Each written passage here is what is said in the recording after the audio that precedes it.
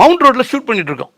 Climax lead ஏறத்தாழ ஒரு 50-40 bus எல்லாம் பிடிச்சி பெரிய ஸ்ட்ரைக் நடக்கிற மாதிரி ஒரு இது மவுண்ட் ரோட் பீச் ரோட்டில் வச்சுருக்கோம். பிளான் படி ஆஃப் டே தான் கால் ஷீட். அந்த ஆஃப் டேக்குள்ளே ஏன்னா பெரிய இந்த ரோடு அதை இது பண்ணுங்கிறதுக்காக ஒரு 7க்கு ஆரம்பித்து ஒரு 11க்கு முடிச்சிடலாம்னு சொல்லி பிளான் பண்ணி போயிட்டோம். பட் வண்டி இண்டியெலாம் வந்து நிற்கும் போது மணி 10:30 ஆயிடுச்சு. அப்புறம் 3-4 மணி நேரம் வேணுமே என்னடா பண்ணுறேன்ட்டு இருக்கும்போது, ஏன்ப்பா என்னாச்சு? இல்லைண்ணே ஷூட்டிங் எக்ஸ்டெண்ட் ஆகிட்டானே முடியும் போல இருக்குது இது அப்படின்னா டக்குன்னு ஃபோன் பண்ணார். தலைவருக்கு ஃபோன் பண்ணிட்டார். சண்முகநாதன் கலைஞர் இப்போ சிஎம்மாக இருக்கார். அவங்க நட்பை பாருங்கள். சண்முகநாதனுக்கு ஃபோன் பண்ணிட்டார். சொல்லுங்கள் விஜய் என்ன? இல்லை இந்த பீச் ரோட்டில் ஷூட்டிங் எடுத்துக்கிட்டேன். அப்போ தலைவர் போகிற நேரம் ஆஃபீஸுக்கு செக்ரட்டரியேட் போகிற டைம் அது. ஒரு 11 மணிக்கு அந்த புரோட்டோக்கால்லாம் வந்து ரெடி பண்ணிடுவாங்க. இதெல்லாம் ஒதுக்கி தள்ளிடுவாங்க. அப்புறம் போயிடுவார்.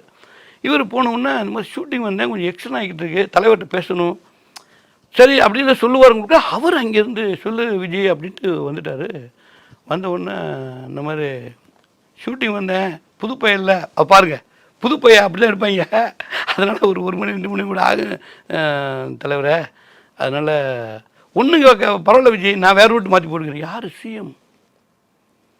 நீங்கள் சராசரி மனுஷத்தை எப்படி பேசுகிறோம் அங்கேயும் அதே தான் பேசிட்டான். நம்ம சிஎம்கிட்ட பேசுகிறோம்னு நினைக்க மாட்டார். சரி அண்ணே சரி அப்படி அவர் ரூட்டை மாற்றிக்கிட்டு போனார். என்கிட்ட வந்து சொன்னார், சிஎம்கிட்ட பேசியாச்சுப்பா நீ நல்லா எடு